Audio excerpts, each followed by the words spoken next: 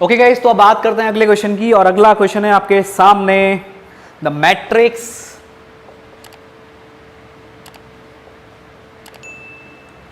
Matrix A is equals to sine theta cos theta और minus का cos theta sine theta,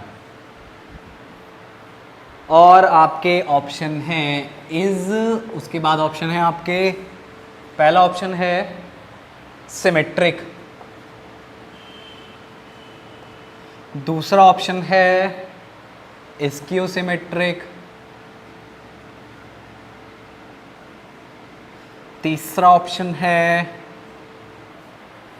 orthogonal, and चौथा option है आपके पास singular. तो गाइज ये आपको एक मैट्रिक्स दी और आपको बतानी कि इन चार ऑप्शन में से कौन सी वाली मैट्रिक्स है। तो सबसे पहले तो इसका आप डिटरमिनेंट निकालो, ठीक है। अच्छा, डिटरमिनेंट से भी पहले एक चीज यहां पे आप देख लो, चलो पहले डिटरमिनेंट निकालो, उसके बाद बात करते हैं। ये आ जाएगा साइन स्क्वायर थीटा, फिर प्लस का कॉस स्क्वायर थीटा, तो ए का डिटरमिनेंट कितना आ गया, प्लस का 1, ठीक है। अब 1 बाय 1 हम यहाँ पे इस चारों मैट्रिक्स की बात कर लेते हैं। अगर कोई मैट्रिक्स सिमेट्रिक मैट्रिक्स है तो उस मैट्रिक्स का ट्रांसपोज वही मैट्रिक्स आना चाहिए। तो अगर आप इस मैट्रिक्स का ट्रांसपोज निकालते हो तो ये आएगा साइन थीटा कॉस थीटा और ये माइनस का कॉस थीटा साइन थीटा। अब आप नोटिस कीजिए, जो ए वाली मैट्रिक्स है क्या वही ए का ट्रांसपोज है? जी बिल्कुल नहीं है। टर्म सेम दिख रहे हैं आपको, बट आपका अगर ये अगर सेम होता है ए का ट्रांसपोज तो ये माइनस साइन यहाँ पे आना चाहिए था, जो कि नहीं आ रहा है। तो सीधी बात है सिमेट्रिक तो नहीं है। दूसरी मैट्रिक्स को देखते हैं स्क्यू सिमेट्रिक के लिए। तो ये तो केस था आपका सिमेट्रिक का। स्क्यू सिमेट्रिक का केस क्या होता है, ए का ट्रांसपोज माइनस ए के इक्वल आ जाए। तो ए का ट्रांसपोज क्या है, अगर मैं माइनस ए की बात करूं तो अगर ध्यान देना ये ए का ट्रांसपोज है, अगर मैं माइनस साइन कॉमन ले लूँ यहाँ पे तो ये माइनस का साइन थीटा, ये कॉस थीटा, ये माइनस का कॉस थीटा, ये माइनस का साइन थीटा आएगा। अब मुझे ये बताइए, स्क्यू सिमेट्रिक होने के लिए इसको माइनस का ए होना पड़ेगा। अब ए होने के लिए इस पूरी मैट्रिक्स को क्या होना चाहिए, ए होना चाहिए। तो क्या ए वाली मैट्रिक्स ये है? इसमें एक जगह माइनस है वो भी कॉस थीटा में, और इसमें 3 जगह माइनस है। तो सीधी सी बात है कि ये स्क्यू सिमेट्रिक भी नहीं है, क्योंकि ए डिफरेंट हो रहा है। तीसरी बात कर लेते हैं ऑर्थोगोनल मैट्रिक्स की। अब ऑर्थोगोनल मैट्रिक्स होती क्या है? ऑर्थोगोनल मैट्रिक्स उस मैट्रिक्स को बोला जाता है जब आप ए वाली मैट्रिक्स को उसी के ट्रांसपोज से मल्टीप्लाई करते हो तो आपको आइडेंटिटी मैट्रिक्स मिलती है। तो ये कंडीशन है ऑर्थोगोनल मैट्रिक्स की। तो अब ये कंडीशन आप चेक कैसे करोगे, बात ये आती है। तो गाइज इसको हम डिटरमिनेंट में कन्वर्ट करते हैं। तो अगर मैं डिटरमिनेंट निकालूं ए का ए ट्रांसपोज के साथ डिटरमिनेंट, तो ये आई का डिटरमिनेंट हो जाएगा, ठीक है। और एक और चीज़, जैसे मान लो आपके पास 2 मैट्रिक्स हैं, आपने उसका मल्टीप्लाई किया है और आप उसका डिटरमिनेंट निकाल रहे हो, तो ये इंडिविजुअल डिटरमिनेंट के मल्टीप्लिकेशन के इक्वल होता है। मतलब आपके पास 2 मैट्रिक्स हैं, आपने उनको पहले मल्टीप्लाई किया, फिर उसका डिटरमिनेंट निकाला, जो वैल्यू आएगी उसको एक तरफ लिख दिया, फिर आपने ए वाली मैट्रिक्स का डिटरमिनेंट निकाला, फिर बी वाली मैट्रिक्स का डिटरमिनेंट निकाला, फिर दोनों मैट्रिक्स का जब प्रोडक्ट दोनों मैट्रिक्स के डिटरमिनेंट को मल्टीप्लाई करोगे तो ये वही वैल्यू देगा जो ए बी वाली मैट्रिक्स को मल्टीप्लाई करके उसका डिटरमिनेंट निकाल के जो वैल्यू आई है। मतलब ए बी को मल्टीप्लाई करके डिटरमिनेंट निकालो, या ए का डिटरमिनेंट अलग निकालो, बी का डिटरमिनेंट अलग निकालो, उनको आपस में मल्टीप्लाई कर दो, बात एक ही है, ठीक है। तो यही कॉन्सेप्ट मैं यहाँ लगाऊंगा। तो ए का डिटरमिनेंट साथ में ए ट्रांसपोज का डिटरमिनेंट, करेक्ट। और आइडेंटिटी मैट्रिक्स का डिटरमिनेंट कितना होता है, 1, ये हमें पता है। अब एक और चीज़ गाइस, अगर आप किसी मैट्रिक्स का डिटरमिनेंट निकालते हो और उसी मैट्रिक्स का ट्रांसपोज करके फिर डिटरमिनेंट निकालते हो तो उन दोनों की वैल्यू सेम होती है। ये लॉजिक आपको पता होना चाहिए, ये प्रॉपर्टी आपको डिटरमिनेंट की पता होनी चाहिए। तो गाइज मैं यहाँ पे लिख सकता हूँ ए का डिटरमिनेंट साथ में ए ट्रांसपोज का डिटरमिनेंट भी लिख सकता हूँ मैं, ए का डिटरमिनेंट, तो ये वैल्यू 1 हो गई। अब ये वैल्यू आ गई डिटरमिनेंट ए का स्क्वायर इज इक्वल्स टू 1। तो डिटरमिनेंट ए की वैल्यू कितनी हो गई, डिटरमिनेंट ए की वैल्यू कितनी हो गई, √1, और यहाँ प्लस माइनस आ जाएगा। तो ए के डिटरमिनेंट की वैल्यू आ गई +-1। ठीक हो गया। तो अगर किसी मैट्रिक्स का हम डिटरमिनेंट निकालते हैं तो उसकी वैल्यू या तो +1 आ जाए या -1 आ जाए, तो उस मैट्रिक्स को बोला जाता है आपका ऑर्थोगोनल मैट्रिक्स। तो यहाँ पे जो हमने डिटरमिनेंट निकाला है मैट्रिक्स का वो 1 आया है, तो ये क्या है, एक ऑर्थोगोनल मैट्रिक्स है। अगर -1 भी आया होता तब भी हम बोलते हैं इसको ये एक ऑर्थोगोनल मैट्रिक्स है। दूसरी चीज़, अभी हमारा ये प्रूफ अब मतलब हमने सॉल्व तो कर दिया है कि इसका आंसर ऑप्शन सी है, बट अब साथ ही साथ ऑप्शन डी वाले को भी चेक कर लेते हैं। मतलब आंसर इसका आ चुका है, ऑप्शन सी इज करेक्ट, ये एक ऑर्थोगोनल मैट्रिक्स है। अब सिंगुलर मैट्रिक्स कौन सी मैट्रिक्स होती है? अगर आप किसी मैट्रिक्स का डिटरमिनेंट निकालते हो, अगर आप किसी मैट्रिक्स का डिटरमिनेंट निकालते हो और वो डिटरमिनेंट 0 के इक्वल आ जाए, तो जब डिटरमिनेंट 0 के इक्वल हो जाता है तो ऐसी मैट्रिक्स को बोला जाता है आपका सिंगुलर मैट्रिक्स। तो ये चारों मैट्रिक्स मैंने आपको 1 बाय 1 समझा दिए हैं।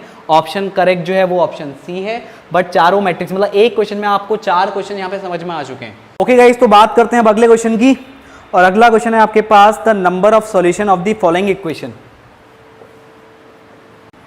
The number of equation of following, the number of solution of following equation, और आपके पास इक्वेशंस हैं x2 minus x3 is equals to 1, फिर -x1 plus 2x3 is equals to -2, और थर्ड इक्वेशन आपके पास -x1 plus 2x3 is equals to -2, और x1 minus 2x2, x1 minus 2x2 ये है आपके पास 3 इज, यानी इसके सॉल्यूशन आपको बताने, पहला है 0, second option B1, third option C2, और लास्ट ऑप्शन है आपका इनफाइनाइट। तो देखिए इसके सॉल्यूशन की बात करते हैं। तो आपको पता है कि जब भी ऐसी इक्वेशन के सॉल्यूशन की बात की जाती है तो सबसे पहले आपको क्या करना पड़ता है, इसकी मैट्रिक्स फॉर्म बनानी पड़ती है, जिसमें आप A निकालते हो, B निकालते हो, फिर आगे आप बात करते हो ऑग्यूमेंटेड मैट्रिक्स की। ऑग्यूमेंटेड मैट्रिक्स के बाद फिर चेक की जाती है जो रैंक ऑफ ऑग्यूमेंटेड मैट्रिक्स है वो आपका रैंक ऑफ मैट्रिक्स A के इक्वल है या नहीं है। अगर इक्वल नहीं है तो सॉल्यूशन 0, अगर इक्वल है तो उसके बाद चेक करना पड़ता है कि वो दोनों इक्वल जो आ रहे हैं, मतलब rank of matrix A is equals to rank of augmented matrix और is equals to number of unknown के इक्वल है, तो अलग कंडीशन है, और वो नंबर ऑफ अननोन के इक्वल नहीं है तो फिर अलग कंडीशन है। तो ये हम यहाँ पे बात करते हैं, ठीक है, ध्यान दीजिएगा। तो सबसे पहले आप A वाली मैट्रिक्स लिख दीजिए, तो ये आपकी आ जाएगी यहाँ पे, देखो यहाँ पे x2, x3, x1, x2, तो सिंपल सी बात है, यहाँ पे एक x1 रहा होगा बट उसका कोफिशिएंट 0 है, तो यहाँ पे 0 आ गया, ये 1 आ गया और ये -1 आ गया। अब सेकंड वाली इक्वेशन की बात कर लेते हैं, तो -1 2 सॉरी x2 नहीं है यहाँ पे, तो यहाँ 0 आएगा और यहाँ पे आएगा 2। थर्ड वाली इक्वेशन की बात कर लेते हैं, तो 1 -2, यहाँ पे x3 नहीं है तो ये 0। ये आपकी A वाली मैट्रिक्स आ गई। अब B वाली मैट्रिक्स की बात कर लेते हैं, तो ये 1, ये -2 और ये आ गया +3। अब बात करते हैं हम ऑग्यूमेंटेड मैट्रिक्स की, तो उसको A रेशियो B से डिनोट किया जाता है, और ये आपका हो जाएगा 0 1 -1 -1 0 2 और 1 -2 0, और यहाँ पे मैं ये रेशियो लगा रहा हूँ, आप देख सकते हो, तो ये 1 -2 3। अब आपको इस मैट्रिक्स की रैंक निकालनी है, ठीक है। तो रैंक ऑफ ऑग्यूमेंटेड मैट्रिक्स के लिए आप क्या करोगे, देखो थोड़ा यहाँ चलो यहीं पे कर रहे थे, कोई दिक्कत नहीं है। देखो सबसे पहले काम क्या करो ना, ये वाला स्टार्टिंग में 0 आ रहा है, तो कोशिश ये करो कि जो पहली रो है उसमें 0 आपको देखने को ना मिले, तो यहाँ पे किसी रो से इसको इंटरचेंज कर दो। आप R2 के साथ भी इंटरचेंज कर सकते हो, R3 के साथ भी इंटरचेंज कर सकते हो। तो अगर मैं इसको R3 के साथ यहाँ पे इंटरचेंज कर दूँ तो ये मैट्रिक्स कुछ इस तरीके की हो जाएगी, ध्यान दीजिएगा, थोड़ा छोटा लिखूंगा लेकिन समझ में आ जाएगा। 1 -2 0 और यहाँ पे 3 आ जाएगा, क्योंकि मैं R1 को R3 के साथ इंटरचेंज कर रहा हूँ, और आप इंटरचेंज कर सकते हो जब आप रैंक निकालते हो, ये बात आपको पता होनी चाहिए। तो ये आपका आ जाएगा 0, ये 1, ये -1 और यहाँ पे 1 आ गया। आपने क्या किया, R1 को R2 से, R1 को R3 से इंटरचेंज कर दिया। अब आप क्या कीजिए, जो ये ऑग्यूमेंटेड मैट्रिक्स है, अब यहाँ पे मैं एक ऑपरेशन लगा रहा हूँ, मैं ऑपरेशन लगा रहा हूँ R2 change to R2 plus R1। तो जब ये ऑपरेशन आप लगाएंगे ध्यान दीजिएगा, तो R1 में R2 को ऐड करना है, तो 1 और -1, मतलब R1 में कोई चेंज नहीं कर रहे हो, ध्यान देना, तो R1 तो एज इट इज रहेगा। आप चेंज किस में कर रहे हो? R2 में, आपने R2 पहले लिखा हुआ है। तो -1 + 1 0, 0 - 2 ये आपका -2 आ जाएगा, 2 + 0 2, और -2 और प्लस का 3 कितना हो जाएगा? प्लस का 1। उसके बाद ये एज इट इज रहेगा, ठीक है। अब एक ऑपरेशन और लगाते हैं, एक ऑपरेशन और लगाते हैं। अगर मैं, ध्यान दीजिएगा, अगर मैं R3 में एक ऑपरेशन लगाऊं, R3 change to R3 plus 1/2 R2, समझते हैं इस ऑपरेशन को। देखो ये ऑपरेशन पहले दिमाग में सोचना पड़ता है, पहले सोचना पड़ता है कैसे जीरो बन रहा है। आपको कोशिश ये करनी होती है कि इसकी रैंक घट तो नहीं रही है, इसकी रैंक कम तो नहीं आ रही है, तो आपका मोटिव ये रहता है कि किसी रो को पूरा जीरो बना दो। आप जो रैंक निकालते हो तो कोशिश आपकी ये रहती है कि आप इसको जीरो बना दो, रो को आपको जीरो बनाने की लगी रहती है, तो उसी के लिए आप ये पूरे ऑपरेशन यहाँ पे लगाते हो, ठीक है। जो आपकी, जैसे आपको पता होगा कि आप जब भी, जैसे 2/3 की मैट्रिक्स है, तो इसका जब आप रैंक निकालते हो तो इसमें 2 और 3 में जो सबसे मिनिमम है, मिनिमम कितना है? रो यहाँ पे मिनिमम है।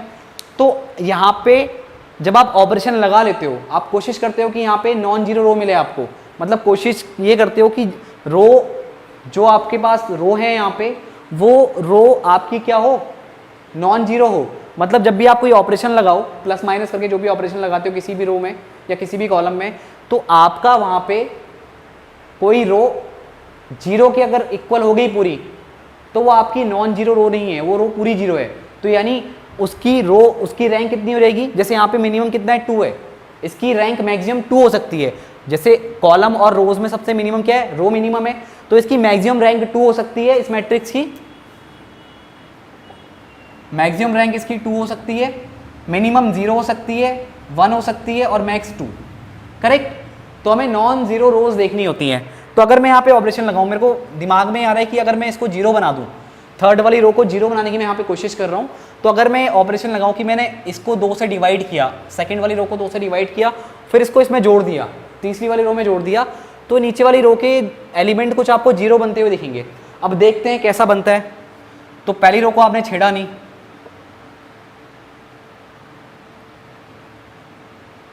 फिर ये 0 -2 2, और उसके बाद आपने ऑपरेशन लगाया तो 0, इसको 2 से डिवाइड किया तो यहाँ माइनस का 1 आएगा, फिर इस 1 में जोड़ोगे तो 0, 2 से डिवाइड किया 1 आएगा, 1 को इस -1 में जोड़ोगे 0, फिर 2 से डिवाइड करोगे 1/2 आएगा, 1/2 को 1 में जोड़ोगे तो 3/2 आएगा।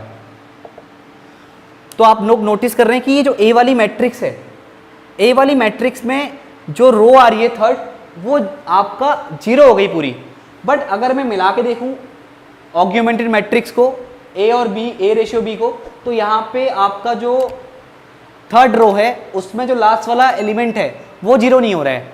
तो यहीं से मैं रिजल्ट निकाल सकता हूँ। और दूसरी चीज़, अगर मैं कोशिश करूँ इसको 0 बनाने की, अगर मैं इसको 0 बनाने की कोशिश करूँ तो ये 0 नहीं बन पा रहा है। आप कोई सा भी ऑपरेशन लगाओगे, माइनस करोगे, तो हो सकता है आपका ये वाला यहाँ पे 0 आ जाए, बट यहाँ पे ये वाले पार्ट में 0 नहीं आएगा और ये वाले पार्ट में 0 नहीं आएगा, क्योंकि ऊपर 0 है, यहाँ पे 3 है। तो मतलब यहाँ पे इसको आप 0 नहीं बना पा रहे हो। तो अगर मैं रिजल्ट निकालूं यहाँ से, तो मैं कह सकता हूँ, मैं यहाँ से कह सकता हूँ rank of matrix A is not equal rank of augmented matrix, क्योंकि आपका जो मैट्रिक्स ए की रैंक है वो 2 है, क्योंकि इसमें एक रो 0 हो गई, तो 1 2 जितनी नॉन जीरो रोज हैं उतनी आपकी रैंक होती है। दूसरा, अभी जो ऑग्यूमेंटेड मैट्रिक्स है इसकी रैंक देखो, ये पूरी रो आपकी है जिंदा, ये भी पूरी जिंदा है, वह एक एलिमेंट 0 है। इस ये लास्ट वाली जो रो देख रहे हो आप, उसमें अगर ये 3/2 0 हो जाता तो इस ऑग्यूमेंटेड मैट्रिक्स की रैंक भी कितनी हो जाती? 2 हो जाती। बट ये एलिमेंट 0 नहीं है, तो यहाँ पे रैंक कितनी हो जाएगी इसकी? 3 हो जाएगी। मतलब टोटल नॉन जीरो रोज ऑग्यूमेंटेड मैट्रिक्स में कितनी है? 1 2 3, ये पूरी 0 नहीं हुई है, तो ये बराबर नहीं है। और जब ये रैंक बराबर, rank of A is not equal to rank of augmented matrix, तो आपका कंडीशन आती है नो सॉल्यूशन की, तो आपका कोई सॉल्यूशन नहीं निकलेगा। अगर रैंक ऑफ मैट्रिक्स ए बराबर रैंक ऑफ ऑग्यूमेंटेड मैट्रिक्स आ जाता तो ये आपका क्या होता? सॉल्यूशन निकलता। और साथ ही साथ ये नंबर ऑफ अननोन,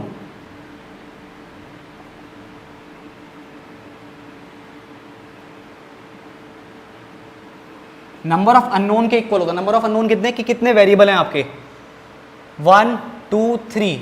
तो अगर ये 3 के इक्वल हो जाता, जैसे इसकी रैंक 3, इसकी भी 3 और ये भी नंबर ऑफ अननोन भी आपके 3 हो जाते, तो ये जो यहाँ पे सॉल्यूशन मिलता आपको, तो मिलता आपको यूनिक सॉल्यूशन,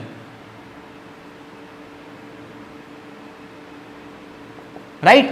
बट अगर आपका रैंक ऑफ मैट्रिक्स ए जैसे 2 आ जाता और ये भी 2 आ जाता, बट नंबर ऑफ अननोन कितने 3, मतलब आपका ये होता rank of A is equals to rank of augmented matrix but not equal to number of unknown, number of unknown. तो इस केस में आपको क्या मिलते, इनफाइनाइट मैनी सॉल्यूशन। तो इनफाइनाइट मैनी सॉल्यूशन आपको इसमें मिलते जब आपका रैंक ऑफ ए बराबर rank of augmented matrix but not equal to number of unknown. तो गाइज आई होप आपको ये क्वेश्चन जरूर समझ में आया होगा। तो यहाँ पे आपको क्या मिल रहा है, rank of matrix A is not equal to rank of augmented matrix. तो यहाँ पे नो सॉल्यूशन है। तो आप देख सकते हैं यहाँ पे कौन सा ऑप्शन करेक्ट होगा, ऑप्शन ए, 0 सॉल्यूशन। तो आई होप गाइज आपको ये क्वेश्चन समझ में आया होगा। ओके गाइज, तो हम बात करते हैं अगले यहाँ पे क्वेश्चन की। अब जो बाद वाला हम जो क्वेश्चन कर रहे हैं वो क्वेश्चन है आपका, if a is equals to ये 1 2 और b वाली मैट्रिक्स है 2 3 और आपको बताना है then A B inverse, a and b are two matrices, two matrices, then AB inverse is. तो आपको बताना है AB इनवर्स कितना होगा। ऑप्शन है आपके पास A 2 3 4 6, B ऑप्शन है आपके पास 1/8, सी ऑप्शन है आपके पास 1 4 2 0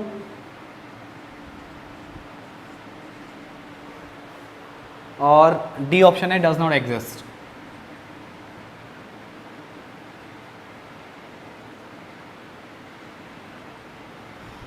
अब पहली चीज, ए बी इनवर्स जो निकलेगा वो एक मैट्रिक्स निकलेगी, ठीक है। तो ये 1/8 एक वैल्यू होना ये तो गलत है, तो ऑप्शन भी तो पॉसिबल ही नहीं है। सबसे पहली चीज़ जो दिख रहा है उसको आप साफ साफ पहले देख लो। अच्छा, ये क्वेश्चन पूछा कब गया था आपसे, ये क्वेश्चन पूछा गया था आपका पीजीटी 2030 में, राइट। तो ये पीजीटी 2013 में आपसे क्वेश्चन पूछा गया है। अब सबसे पहले काम क्या करो, आप ए बी को मल्टीप्लाई करो। तो जब आप ए बी को मल्टीप्लाई करोगे तो देखो इसमें 2 रोज 1 कॉलम, इसमें 1 रो 2 कॉलम है। तो सबसे पहली चीज, जिन मैट्रिक्स को आप मल्टीप्लाई कर रहे हो, तो जिस मैट्रिक्स को आप पहले लिख रहे हो उसमें लास्ट वाला एलिमेंट देखना। लास्ट वाला क्या दिखाता है, टोटल नंबर ऑफ रोज को, टोटल नंबर ऑफ कॉलम को। और जो सेकंड वाली मैट्रिक्स है उसका स्टार्टिंग एलिमेंट यानी वो दिखा रहा है टोटल नंबर ऑफ रोज को। तो पहली मैट्रिक्स का लास्ट और दूसरी मैट्रिक्स का स्टार्टिंग, ये आपका नंबर सेम होने चाहिए। जैसे ये 1 है और ये भी 1 है, अगर ये सेम है तो मल्टीप्लिकेशन पॉसिबल है, अगर ये सेम नहीं है तो मल्टीप्लिकेशन पॉसिबल नहीं है। तो यहाँ पे मल्टीप्लिकेशन पॉसिबल है। और जो स्टार्टिंग का है एलिमेंट यानी जो स्टार्टिंग का नंबर है और जो यहाँ पे लास्ट का नंबर है, ये डिसाइड करते हैं जो मल्टीप्लाई होने के बाद नई मैट्रिक्स आएगी उसका ऑर्डर। तो देखो जैसे ए बी है तो इसका मुझे पता लग गया ऑर्डर कितना आने वाला है, 2 × 2। अब मल्टीप्लाई करते हैं, ये रो ये कॉलम वाइज ऐसे मल्टीप्लाई होता है। तो 1 × 2 2 आ गया, फिर 1 × 3 3, फिर 2 × 2 4, फिर 2 × 3 6। तो ए बी मैट्रिक्स आपके पास निकल के आ चुकी है। और जब आपको ए बी मैट्रिक्स का इन्वर्स निकालना है तो ए बी मैट्रिक्स का इन्वर्स क्या होगा, adjoint A B upon A B का डिटर्मिनेंट, राइट। तो एडजॉइन ए बी हम निकाल सकते हैं और ए बी का डिटर्मिनेंट भी हम निकाल सकते हैं। तो सबसे पहले आप ए बी का डिटर्मिनेंट निकाल दो। तो ए बी का डिटर्मिनेंट कितना आएगा, 6 × 2 = 12 -4 × 3 = 12। तो 12 - 12 0 आ गया। तो गाइज एक चीज़ ध्यान रखना, जैसे मान लो आपको ए इनवर्स निकालना है तो ये होता है एडजॉइन ए अपॉन ए का डिटर्मिनेंट। तो अगर इसमें ए का डिटर्मिनेंट 0 आ जाए तो उसका ए इनवर्स एग्जिस्ट ही नहीं करता।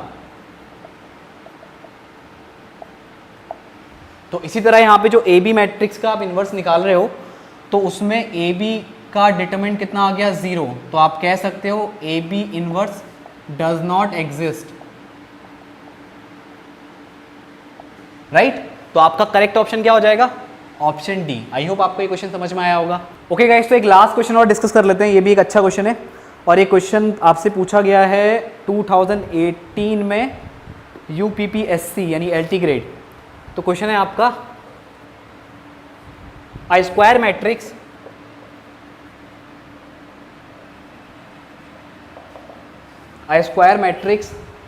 P satisfies P square is equals to I minus P.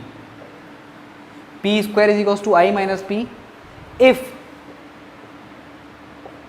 P की power n is equals to 5i minus 8p, 5i minus 8p, then n is equal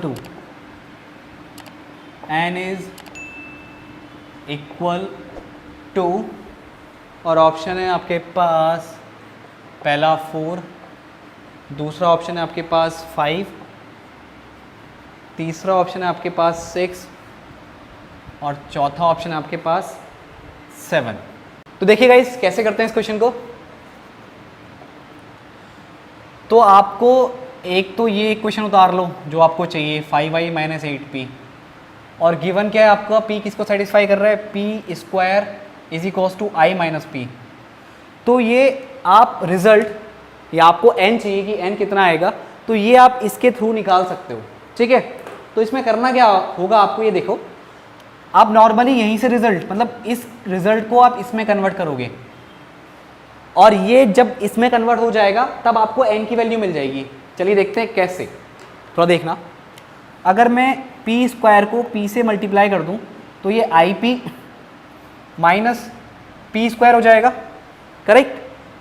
तो ये p क्यूब कितना निकल के आ गया? IP, मतलब आइडेंटिटी मैट्रिक्स को किसी मैट्रिक्स से आप मल्टीप्लाई करोगे तो वही मैट्रिक्स आती है और ये p स्क्वायर हो जाएगा।